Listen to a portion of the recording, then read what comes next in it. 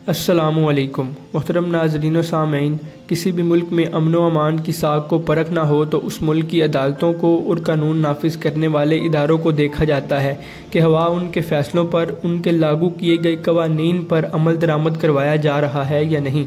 लेकिन जब भी गुजरात डिवीज़न के मामले पर नज़र पड़ती है तो इस बात को जहन में लाते हुए कि 2 बार हाई कोर्ट से अप्रूवल के बावजूद भी गुजरात डिवीज़न को बहाल नहीं किया गया, अफसोस और शर्मिंदगी होती है और जहन में ख्यालात की एक लहर सी दौड़ती है जो ये बावर करवाती है कि पाकिस्तान के इंतज़ामी मामलात की भाग दौड़ नाअहल लोगों के हाथों में है।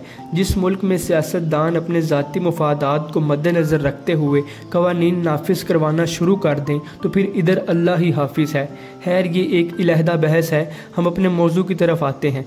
लम्हा फ़िक्रिया ये है कि 1993 से शुरू होने वाली जद्दोजहद आज 2024 तक आन पहुंची है, लेकिन अभी तक गुजरात डिवीज़न को बहाल नहीं करवाया गया।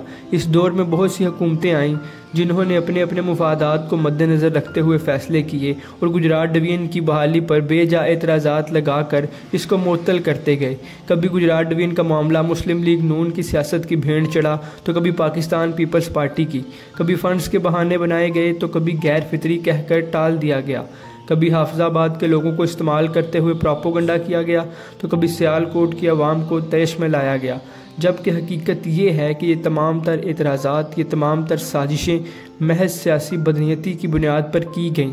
कोई मजबूत दलील या कोई भी ऐसी हुज्जत इन लोगों के पास मौजूद नहीं जिसको इस्तेमाल करके इस बात को साबित किया जा सके कि गुजरात को डिवीज़न बनाना गैर फितरी है।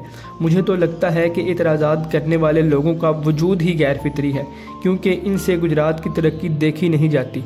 डिवीज़न्स, इज़ला या तहसीलें बनाई ही इसीलिए जाती हैं कि इलाके के जो मसाइल हैं इनके हल में आसानी पैदा की जाए, लेकिन यहाँ पर ये नहीं देखा जाता कि इलाके की तरक्की हो रही है, बल्कि ये देखा जाता है कि तरक्की करवा कौन रहा है, इसमें हमारा क्या फ़ायदा है।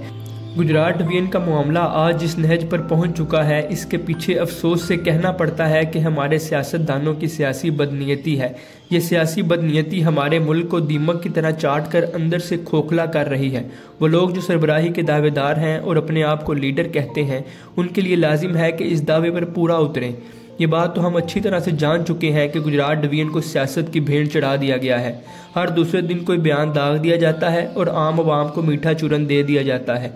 हैरत इस बात पर नहीं कि आवाम को चूरन दिया जाता है, बल्कि हैरत इस बात की है कि हमारी आवाम इस चूरन को ऐसे चाट लेते हैं जैसे सदियों से भूखे हों, यानी उनकी बातों का यकीन कर लेते हैं।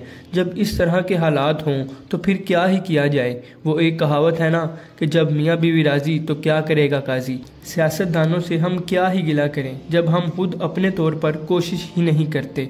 वो एक शायर ने क्या खूब कहा था, औरों से क्या गिला करें हम अपने हाल का, खुद पर तो जुल्म हमने भी कुछ कम नहीं किए।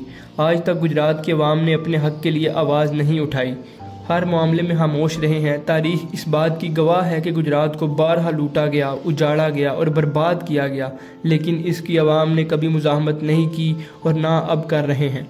मौलाना अल्ताफ़ हुसैन हाली का एक शेर इस कैफियत की भरपूर अक्कासी करता है। शेर है, खुदा ने आज तक उस कौम की हालत नहीं बदली, न हो जिसको ख्याल आप अपनी हालत बदलने का।